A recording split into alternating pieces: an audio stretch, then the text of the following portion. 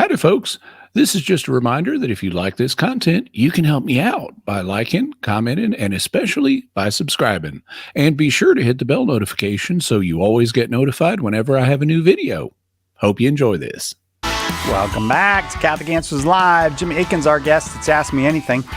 And all the lines are full right now. I am Cy Kellett, your host. And you know what, Jimmy? I saw there was news, and it's related to something you have talked about on this show, and I don't think anyone else has talked about, is that document that came out, the Vatican document on kind of how to proceed when there are claims of apparitions and supernatural things. And now there's some news based on that from Medjugorje, and I think that's what a lot of people have been waiting for. So can you kind of run us through what that's all about, what was said? So first of all, for more information, I wrote a piece about this for the National Catholic Register. They asked me to do a piece on it for them, so you can read that for more detail.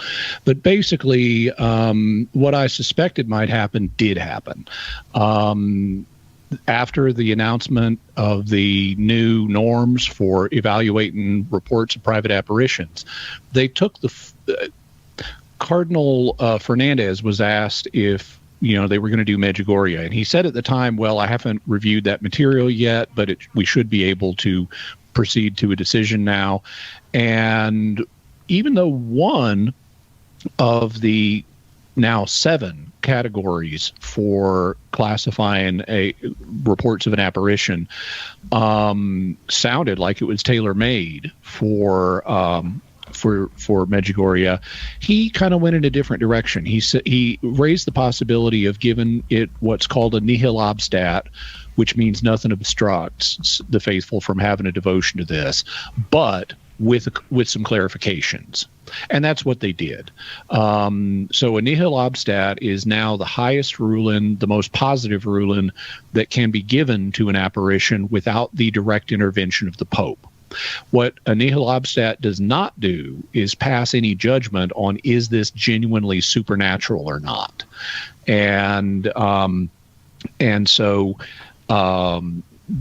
the Vatican has not made a ruling on are the reported apparitions at Medjugorje supernatural. In fact, at the conclusion of the new document on it, they say that 3 times. So they're really wanting to make it clear we're not saying whether this is supernatural or not.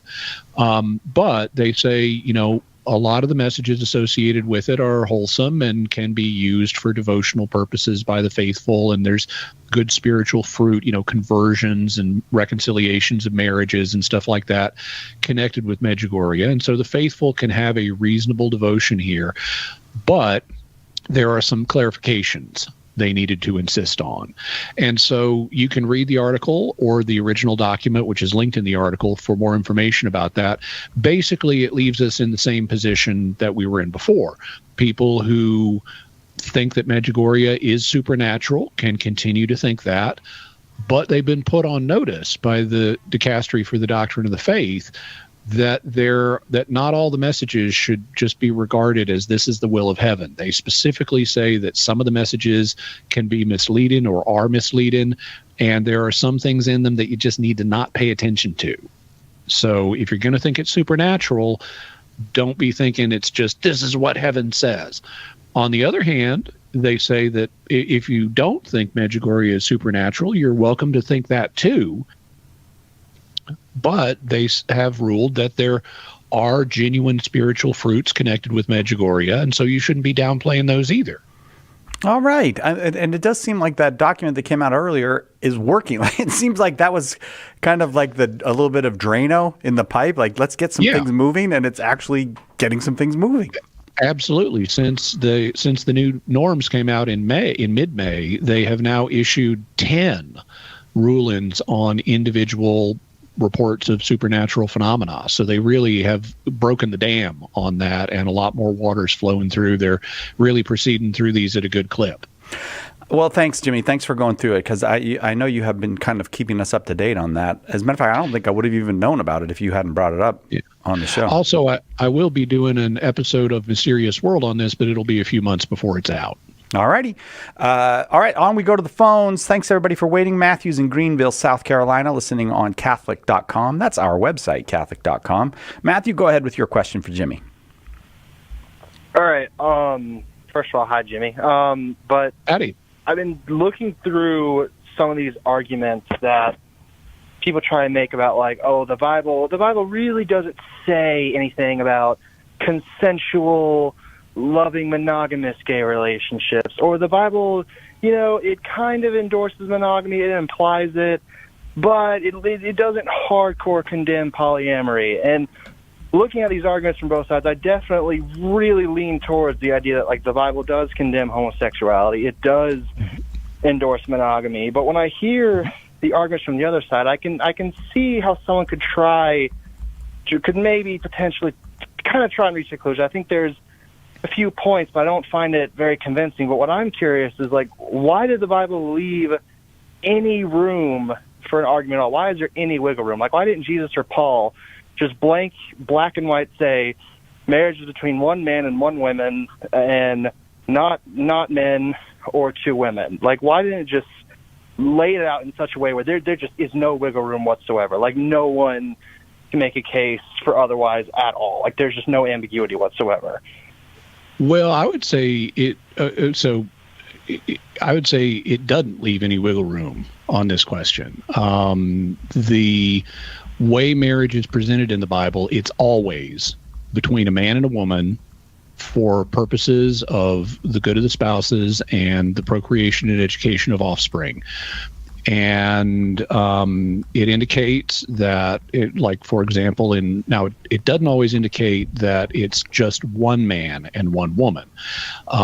In the Old Testament, they weren't yet at the stage of doctrinal development where they were ready for that. So they had polygamy, which is one man and multiple women. They had that in the Old Testament. But then when Jesus arrives, he makes it clear that God's pattern for marriage is to be found in God's creation of Adam and Eve, which is Adam and Eve, not Adam and Eve and Barbara and Sally. So you have monogamy in the case of Adam and Eve, and that's God's plan for marriage in general, according to Jesus. You also have repeated condemnations of homosexual behavior, both in the Old Testament and in the New Testament, where, for example, in Romans, at the beginning of Romans, Paul talks about how the Greeks, abandoned knowledge of God, and God gave them up to depraved minds so that they left aside the natural use of women. Notice he says natural, and burned for lust with each other, both men burning with lust for other men and women burning with lust for other women. And so this is clearly presented as an unnatural situation that's contrary to God's love. So I think on any fair reading, there just isn't wiggle room on this. Now, you can try to gin up wiggle room by adding qualifiers that, you could always, even if you produced a passage which, condemned homosexual marriage, you could say, oh, but it didn't address what if you dye your hair purple first? Maybe purple dyed hair homosexuals can marry each other. You can always add qualifiers to create a situation that's not directly addressed in the text. But such tactics are dodges. And so if you start adding qualifiers like mutually reciprocal love and stuff, on top of the text, you're playing games. It's real clear the text does reject this. On the other hand, it doesn't address every conceivable situation, and that's because this is not a text of moral theology. The Bible is an organic document that's not written to answer abstract questions in every conceivable variation that one could come up with.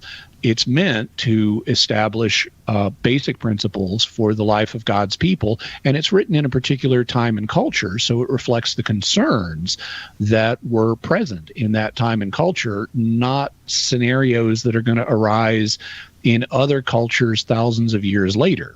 So it's not, you have to take into account the base culture that wrote these documents and what was of concern to them. It's not meant to be an abstract, timeless text. That's why we also have apostolic tradition in addition to Scripture, and why we have the apostolic magisterium that can respond to changing concerns and questions that come up in later ages. So, if you have a text that was written at a particular period, you can and you come around, 2,000 years later, you're going to have concerns and questions that weren't envisioned by the ancient authors. And that's why we need the magisterium to help apply the principles that are in our original sources in an accurate way, guided by the Holy Spirit. Thank you, Matthew. Got to take the first break. Right back with more Ask Me Anything with Jimmy Akin on Catholic Answers Live. Miss a show? Make sure to catch up by downloading the podcast, available online at Catholic.com. Underwriting for Catholic Answers Live is provided by Real Estate for Life. Real Estate for Life connects homebuyers and sellers to real estate agents while supporting pro-life organizations. On the web at realestateforlife.org. Underwriting for Catholic Answers Live is provided by Magnificat. Published monthly, Magnificat features texts of daily Mass, prayers, articles, meditations, art commentaries, and more, in step with the liturgical rhythm of the Church, on the web at magnificat.com. From Rome to your home, EWTN's Vatican Bureau lets you watch all of the important events from Rome, even if you don't have a TV. Using the latest technology, we've made it possible to watch the latest news from the Holy See, all delivered directly to your home. Watch live on EWTN YouTube and follow us on Facebook, Instagram, and Twitter. EWTN is the Global Catholic Network.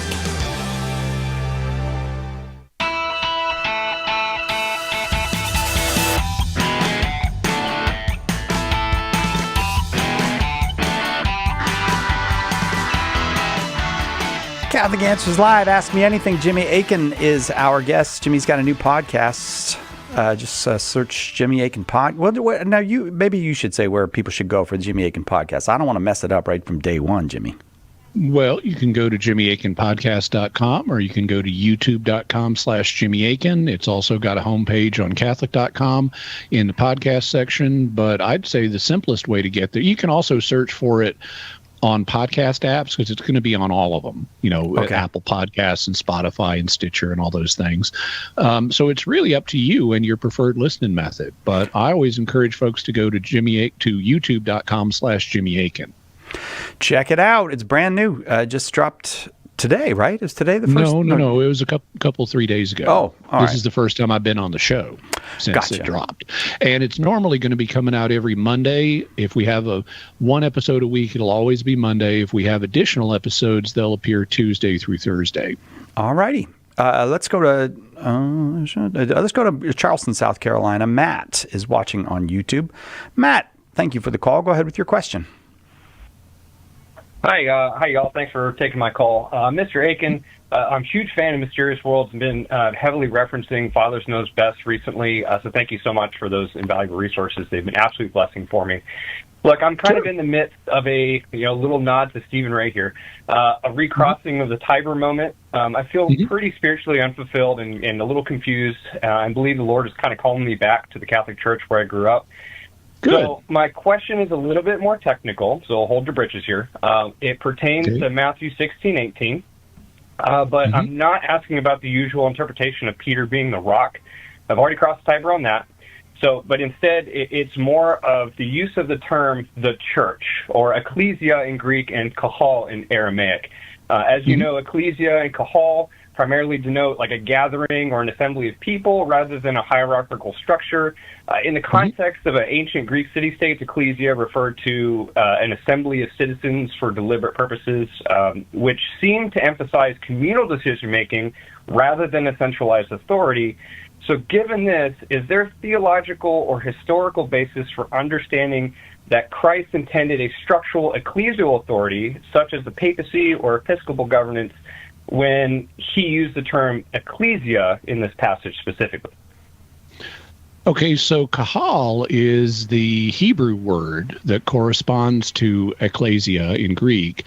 I'd have to check what the Aramaic equivalent of kahal is. I'm sure it's a cognate of kahal, so it's going to sound the same, like maybe kehala or something. But they all three have the same root concept, and that root concept is an assembly. Now, they have sub-meanings that are based on context. For example, in in the Hebrew Bible, kahal is sometimes used for like an assembly for purposes of making war. It's also used more generally for the assembly of the community as a whole. You mentioned a particular use of ecclesia in Greek polises, Greek cities, and I'm not denying that usage. I haven't seen it documented, but it wouldn't surprise me. But what you can't do is go and find one particular usage like deliberative communal decision making without a leader in a Greek city-state, and assume that that's what the author of Matthew, who is a Jew, is thinking when he uses the term. What you can do is look at parallel usages in Hebrew and in later Christian Greek, and there are uniquely religious usages of kahal, and they are not inconsistent with having a leader or leaders in the kahal. That was a standard part of Jewish religious life. You had priests as leaders, you had elders as leaders, you had tribal leaders in Israel. So they had leaders in Israel. It wasn't just, let's all get together and democratically make decisions. That's not how Hebrew society worked. And so we wouldn't expect to read that meaning into the Aramaic that Jesus was using when he taught this. But we don't have to stop at linguistic studies, because we can examine the immediate context. So what happens immediately after Jesus tells Peter, on this rock, meaning you, Peter, I'm going to build my church. Well, that of itself would imply that Peter has a leadership role in this assembly, in this community.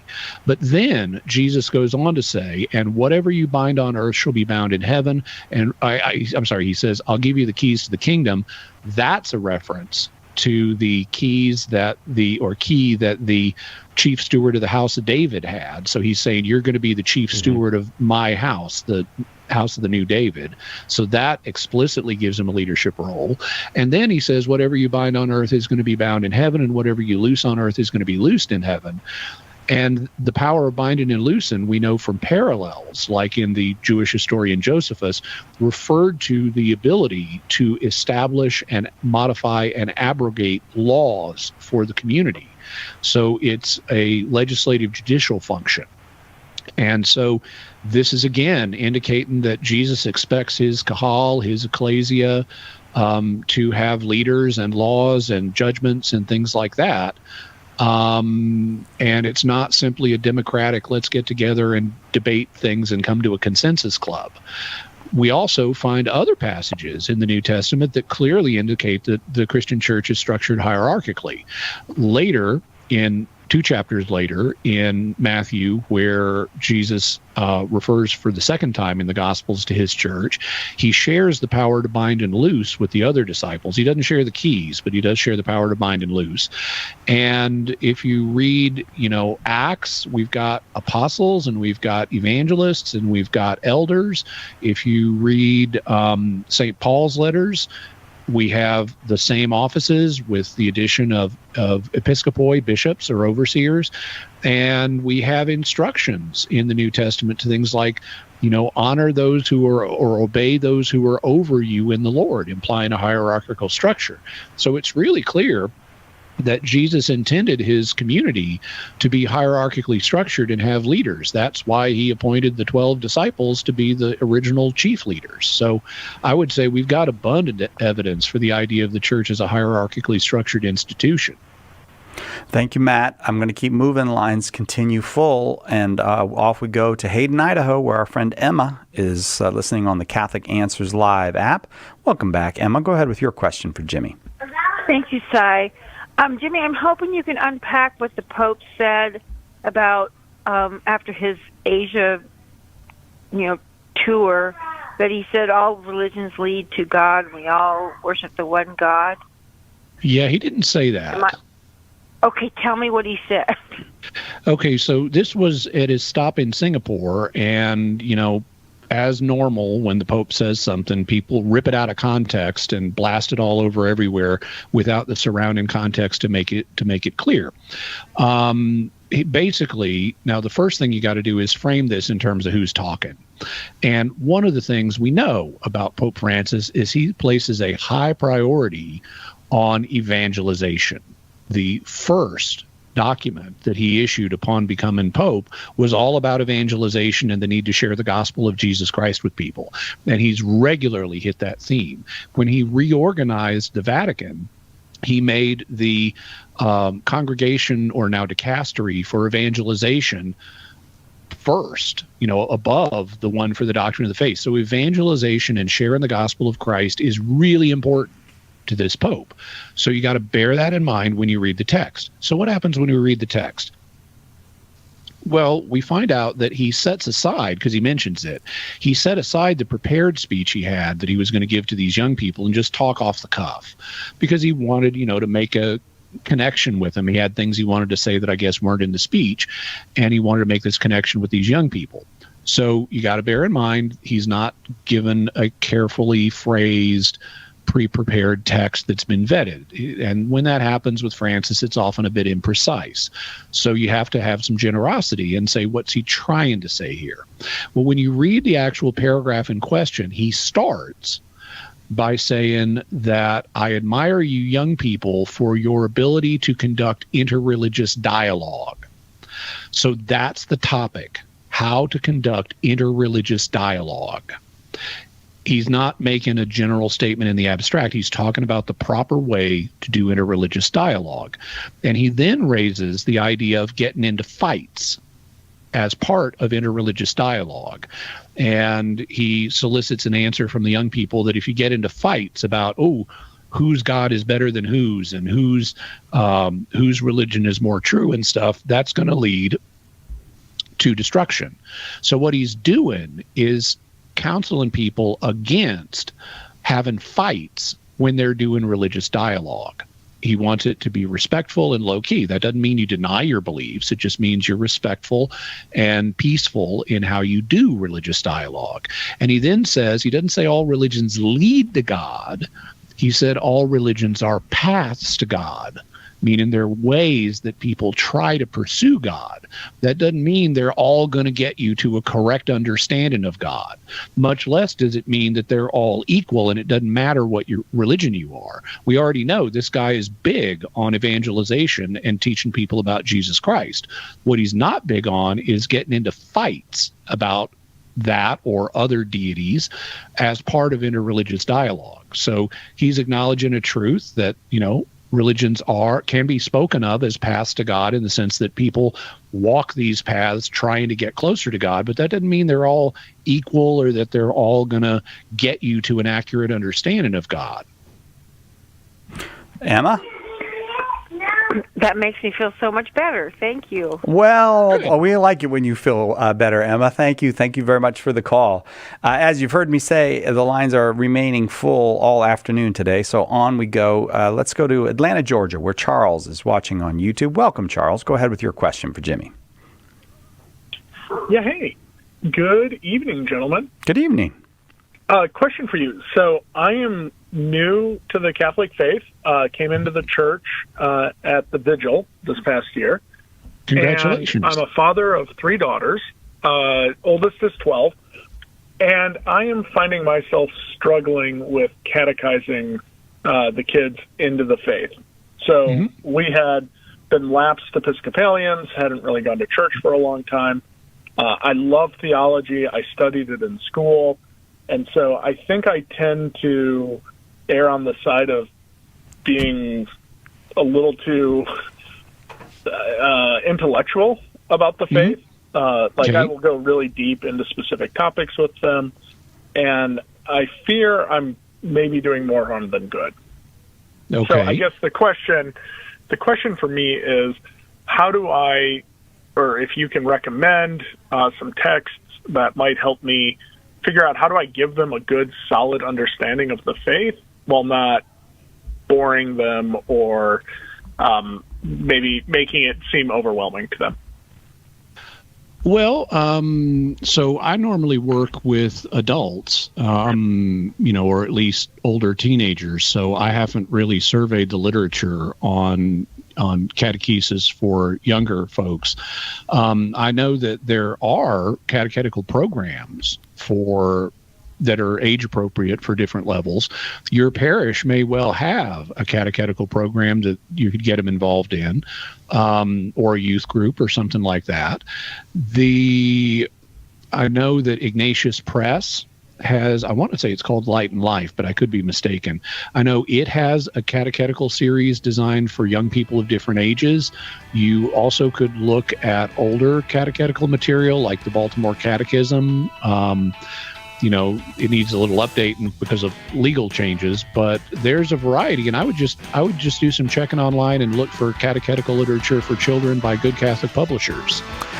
Thanks, Charles. Got to take a quick break. Right back with more Ask Me Anything with Jimmy Akin on Catholic Answers Live. What was the church like in its infancy? In a word, Catholic. And Joe Heschmeyer has the receipts. In his best-selling book, The Early Church Was the Catholic Church, he gives you the details from the historical records of the first 2 centuries of Christianity. Right now, get a copy for just $10, plus free shipping if you live in the continental United States. Get more information and order The Early Church Was the Catholic Church at theearlychurchwascatholic.com. Why We're Catholic is the one book you can hand to anyone to invite them into or back to the Catholic faith. With more than 400,000 copies sold, Trent Horn's book has had a #1 ranking on Amazon.com for 5 years running. Now available in softcover, bulk cases, ebook, and on Audible. Find out what the excitement is all about. Order your copies of Why We're Catholic at shop.catholic.com or visit whywearecatholic.com. As we read the Gospels, every Christian faces the question again and again, what does Jesus mean? Getting the answer right is critical to both growth in holiness and fruitful evangelization. Want to know Jesus better so you can introduce him to your friends? Then it's time to get serious about understanding his words. Why not join Catholic Answers for our 10th annual Apologetics Conference? Learn from me the parables, sermons, and conversations of Jesus Christ. September 26th through 29th, right here in sunny San Diego. Learn from our guests, Dr. Scott Hahn and Kimberly Hahn, Dr. Ray Guarendi, Father Sebastian Walsh, Billy Junker, Father Paul Check, and, of course, all of your favorite Catholic Answers apologists. It'll be 4 days of fun, faith, fellowship, and a live radio show. Seats are still available, but going fast to visit CatholicAnswersConference.com or call 1-888-291-8000 today.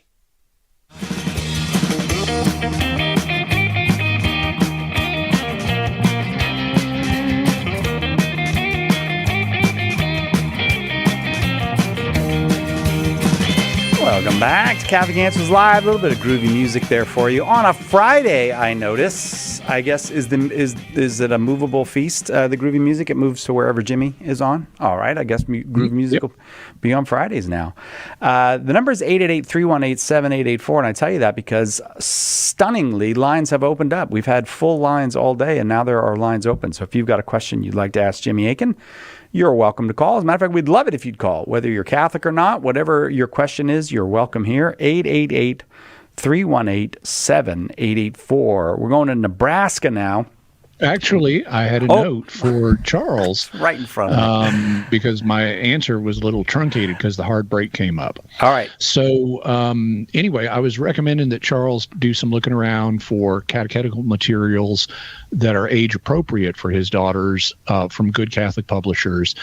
And what I would suggest is, I mean, he can have them go through these materials, but what I would suggest is for him to go through these materials. If he thinks he's being too intellectual in his presentation of theology and doctrine to his daughters, see how other people are doing it. You know, look at material that's been specifically designed for the ages his daughters are, and then he can incorporate a similar level of depth and style in his own presentation of the faith to them. So I would suggest not only having his daughters use these materials, but using them himself. And, perhaps even, if he could enroll them in a catechetical program at church, or he could study, these materials with them at home. And I suspect it's just a matter of finding the right balance with a little bit of experience and preparation. Charles, I hope that was helpful to you. On we go now to Lewis in Nebraska, listening on Spirit Catholic Radio. Lewis, we're glad you're here. Go ahead with your question for Jimmy. Okay, my question was if there was any specific requirement that stated how much of the Mass you need to get to validate the Sunday obligation. Nope, there is not.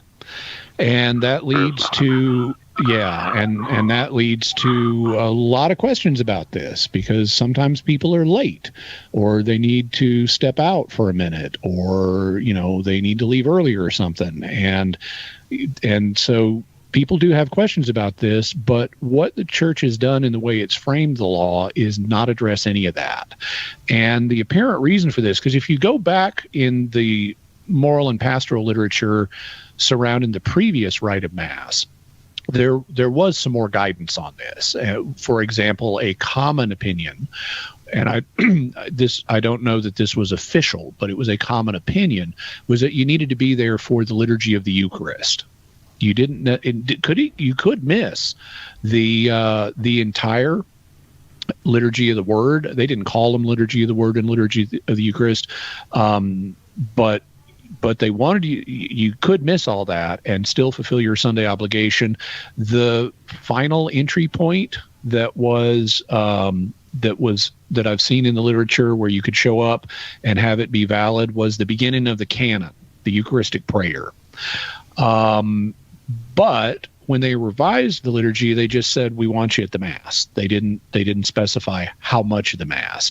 And presumably one of the reasons for that is they do want you there if you can make it for the liturgy of the Eucharist. They don't want you ignoring that. It's an important part of the Mass that's received additional emphasis. Also, they didn't want to encourage scrupulosity, so they don't want people really worrying too much about this. If they did want us to worry about it, they'd give us clearer guidelines. And so I think a fair assessment based on the way the law is written today is to say that you should be there for the whole thing unless you've got a reason not to be.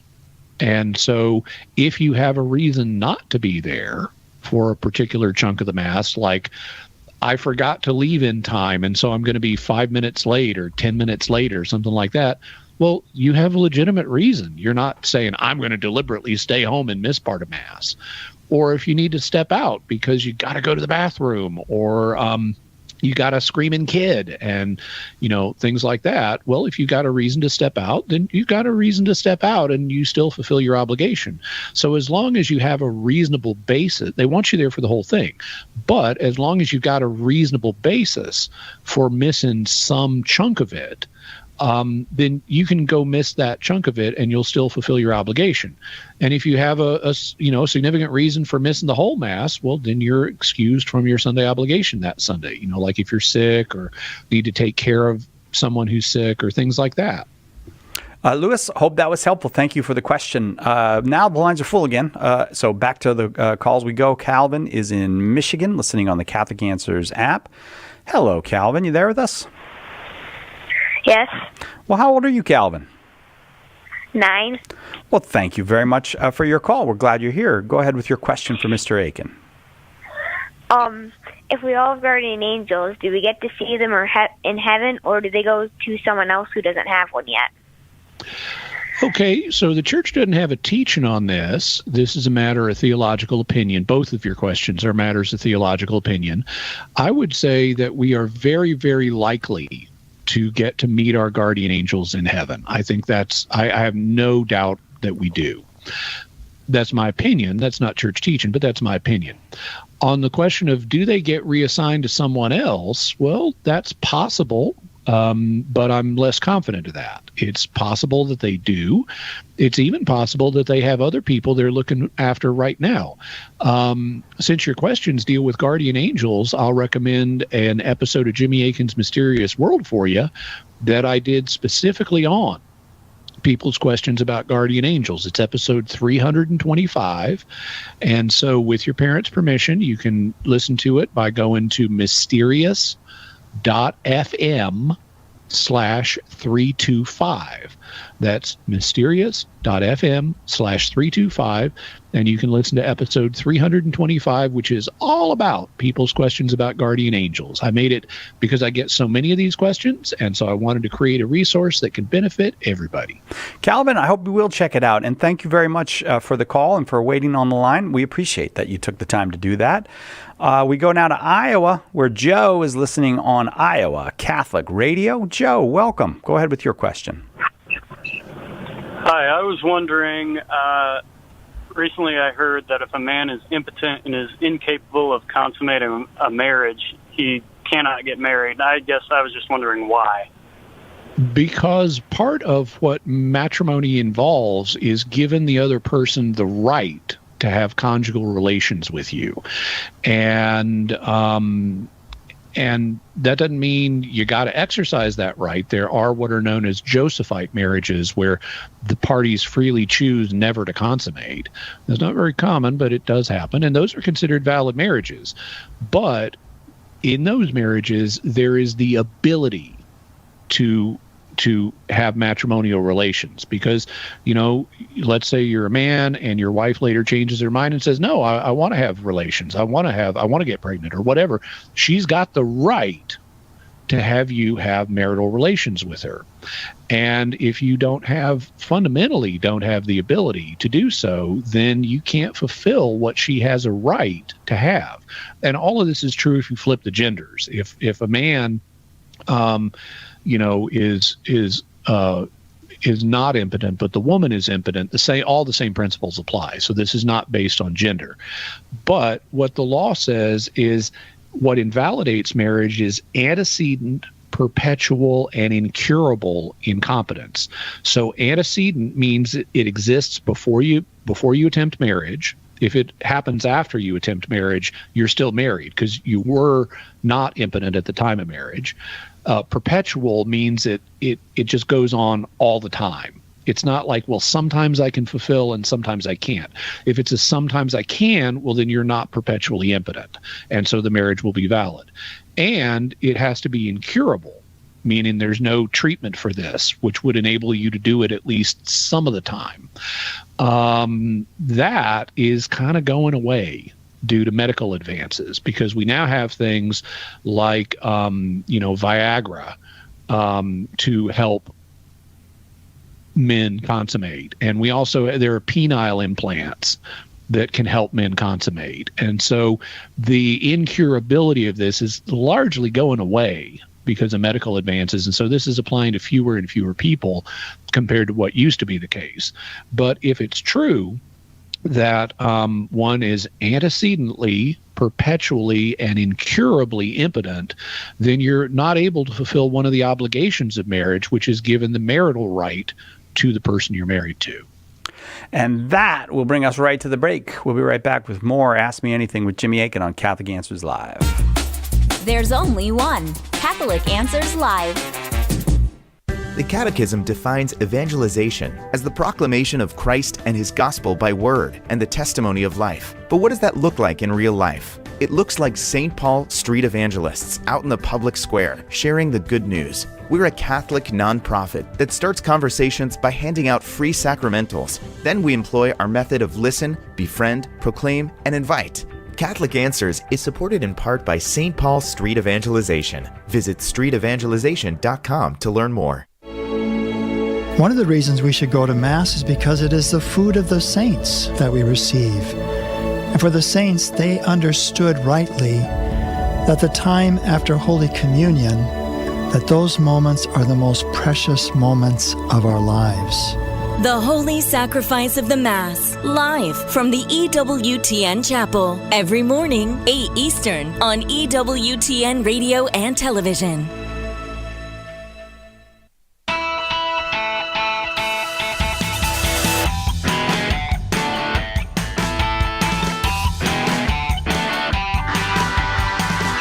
Welcome back to Catholic Answers Live. For me, it has gone quickly. I realize I am not doing the bulk of the work here, but this has been a very quick 2 hours. Lots and lots of great calls. Jimmy Akin is our guest. It's Ask Me Anything, and we're going now to San Antonio, Texas, where Michael is listening on the Guadalupe Radio Network. Michael, welcome. Go ahead with your question. Hello, Cy. Hello, Jimmy. Thank you for taking my call. Hi, Michael. So there's people that argue because God knows everything, we don't have free will. So how do you reconcile God's omniscience with free will? Okay, so it's interesting that you asked this, because as Cy and I were talking, I've just launched this new Jimmy Akin podcast, and episode 1 came out this last week, and it's on what God really wants. And episode 2 is coming out on Monday, and it is on exactly this question. How do we reconcile God's omniscience, including his knowledge of the future, with our free will? So I would recommend that you listen to episode 2 of the Jimmy Akin podcast, and it'll go into more detail than I can at the moment. But to give you the core of the answer, knowledge has nothing to do with other people's choices. Let's keep it in the human realm for just a second. Suppose that you and I, Michael, are in the same room, and I see you reading a book. The fact that I know you're reading a book does not force you to read the book. You're reading the book of your own free will. I just happen to know it. Then suppose I hop in my time machine and visit you a year from now. And once again, a year from now, I also see you reading a book. Well, I'm not forcing you to read that book. You're choosing to read that book of your own free will. I'm just aware of it. And if I then come back in time and say, oh, guess what? You're going to be reading a book a year from now. I haven't violated your free will. Nothing I've done forces you to read either one of those books. You're choosing to do that by yourself. This is exactly the situation that we have with God, except God is outside of time. So to him, all times are equally real. He sees what you were doing a year ago, he sees what you're doing right now, and he sees what you're going to be doing a year from now. And so if he sees you reading a book in the present, he knows that. And if he sees you reading a book at a point that's currently in your future, he's aware of that, but he's not forcing you to do either of those things. You're freely choosing it. God's just aware of it. And so that's the core of the answer. Knowledge simply has nothing to do, knowledge of what other people are doing has nothing to do with forcing them to do it. All right, great. That was a great response. Pretty funny that that's going to be your second episode. Thanks for that. Thanks for that. Well, Michael, thank you for the call. Thank you for the call and for the question. Jimmy Akin, our guest. It's Ask Me Anything. We're going to Raleigh, North Carolina now, where Marie is listening on Divine Mercy Radio. Marie, welcome. Go ahead with your question for Jimmy. Well, we know that Jesus' body and Mary's body are in heaven, and most people have, symbiosis with other organisms, a microbiome and that kind of thing. Yeah. So would that mean that there are critters up in heaven with Mary and Jesus that hitched a ride along? Okay, well, so it's true that we do have microbiomes, and in fact, the number of cells in our bodies that belong to our microbiomes is actually larger than the number of human cells in our bodies. This is something we know today, but it's not something they knew in the first century. And so the sources of faith really don't address this question. So this is not a matter of church teaching, it's a matter of speculation. Now, historically, many theologians have been of the opinion that you need a rational soul in order to survive death. And so they would say that, animals, at least macroscopic animals like dogs and cats and stuff, don't have an afterlife. I think that's a very problematic view. That's also not church teaching. That's just theological opinion. And I did an episode of Mysterious World on that, where I went through the arguments against animal afterlife and concluded they don't work. And I also uncovered some empirical evidence that would suggest at least some animals do have an afterlife. That's episode 203 of Jimmy Akin's Mysterious World. If you want to listen to it, you can get to it by going to mysterious.fm/203. So that answers, I think, part of the question, but it doesn't answer all of it, because even if you said, okay, these microorganisms we've got don't have an afterlife, well, they could reproduce. If so, Jesus, let's say, has a microbiome. He's got gut flora, and then when he ascends into heaven, the gut flora, unless God doesn't want to bring it, is going to go with him. And even if gut flora has no afterlife at all, they can still be reproducing 2,000 years later. So that's hypothetically possible, even if animals don't have an afterlife. You still got to consider this possibility. I would say that the answer, in forming an opinion on this, the answer would be unclear to me. Because one of the things that the New Testament teaches is that in the afterlife, we may not need to eat food. There are at least some passages, particularly in 1 Corinthians, where St. Paul says, like, God made food for the stomach and the stomach for food, but he's going to destroy them both, and we're going to have a spiritual body and stuff like that. And that could be read as saying we're not going to eat anymore. It also could, on the other hand, there are other passages that depict heaven as a great banquet or feast with God and the saints. So I think it's unclear whether or not we're going to have whether we're going to eat in the afterlife. It might be the case that we don't need to, but we may do it anyway, for fun and glorifying God and stuff. Well, if we're eating food, then I would say we probably have gut flora, because that's one of the things that's a key component of our ability to digest food. Is, the gut flora does a lot of the work for that, and that's how we evolved a symbiotic relationship with our gut microbiome. We ingest food, the microbes break it down into things that we can eat, and they also get some of the nutrients of the food. So I would think if we're eating, then we probably have gut flora in heaven. On the other hand, if we don't eat, we might not have gut flora in heaven. Now, digestion is one of the functions that our microbiome covers, but it's not the only one. We also have a microbiome providing defense of us as an add-on or auxiliary help to our immune system. But we know we're not going to be sick in heaven.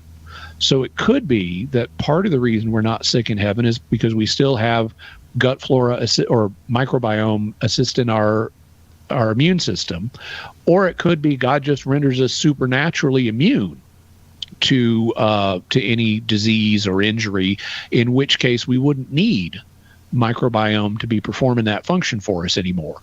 That wouldn't tell us it's not there, but it would mean that we at least don't need it. So I would say that the answer to this one for me is thoroughly murky. What do you think of that, Marie? Oh, it's pretty good. I mean, but you have to admit that you could eat it with a resurrected body, because Jesus ate. So yep. Huh?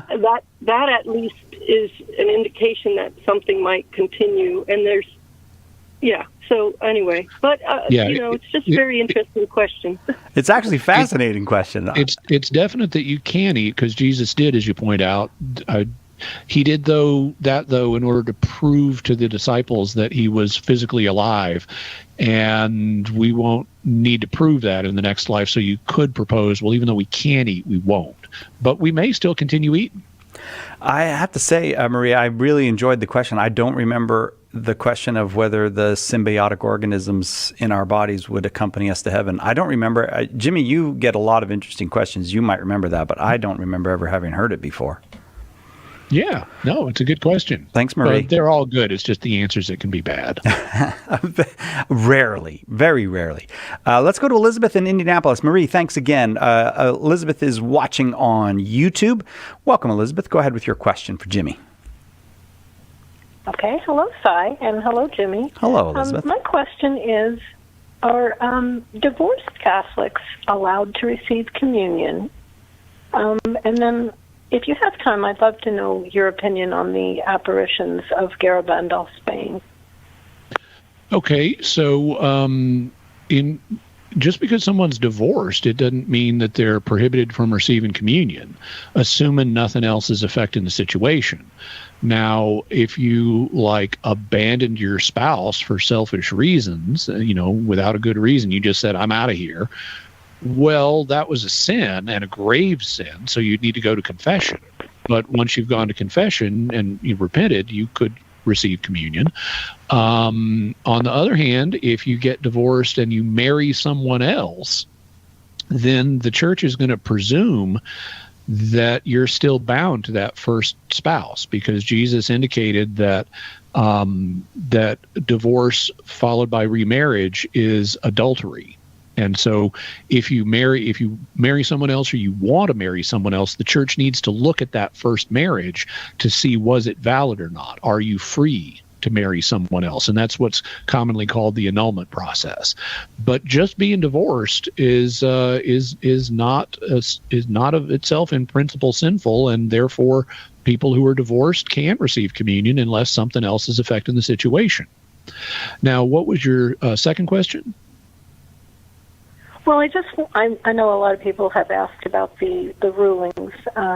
Garabandal. Yeah. And I wondered if they said anything at all about Garabandal, Spain. There have been some lower level rulings on Garabandal that were negative. And so I haven't studied the Garabandal case in detail. I plan to do an episode of Mysterious World on it in the future, and for that I will dig into it and study it. But my understandings are that none of the lower level decisions that have been announced on it supported it being supernatural. Okay. Well, thank you so very much. I appreciate it. I really love the show, and I love both of you too. You're very, very helpful in my Catholic life. Oh, thank you so much. That's a very kind thing to say. I'll tell you what, do we have other calls? Or should I know we have a question from YouTube, and I can get to that question from YouTube, but if there are, I think we got nobody else on the line at the moment to get to. So a question from YouTube, don't have a name for it. Via my free will, can I override God's will? Or does this mean I have a limited will, since God's will so clearly trumps my own? If so, I claim that I am not culpable and not responsible. Okay, so in order to answer this question, you have to clarify which will of God are you talking about. Theologians commonly distinguish between God's preceptive will, which is what he wants to happen, and his permissive will, which is what he allows to happen. Well, so in terms of God's preceptive will, God wants you to not commit adultery. But do you have the ability to commit adultery, to sleep with someone who's married to someone else, or someone that, if you're married, that you sleep with someone you're not married to? Yeah, you got the ability to do that, and in that you can overcome God's preceptive will. He's given us that freedom. You shouldn't, but you can. What about his permissive will? Well, if he allows you to do something, then you obviously didn't overcome it. So if God permitted you to commit adultery, then you didn't overcome his permissive will. There is, though, a third kind of will that isn't often talked about as much in theology, and that looks at the range of actions that humans are able to do. For example, humans are able to breathe and process oxygen as part of their metabolism. It's God's will for that to happen. And we can do that. But it is not God's will to allow humans to fly without technological assistance under ordinary circumstances. I mean, maybe some saints get to levitate, but humans can't ordinarily fly. But in that, you cannot override God's will. But that doesn't mean you don't have responsibility for choosing good and evil, which is the real issue here. All right. Thank you to everybody who called and for all the questions. Check out Jimmy Akin's new podcast. You can find it at his YouTube page or wherever you get your podcasts. And Jimmy, thanks very much. Enjoyed those 2 hours. My pleasure. Have a great weekend. Hey, next week we're at the conference, so the show will be live. Jimmy will be one of the guests on Thursday from the conference, and if you're coming, looking forward to seeing you. That'll do it for us. We'll see you next time, God willing, right here on Catholic Answers Live. And before we go, just one more reminder that if you like what you've watched, you can help me out by liking, commenting, and especially by subscribing. I'm trying to grow my channel, and I'd really appreciate your help. Thank you, and God bless you.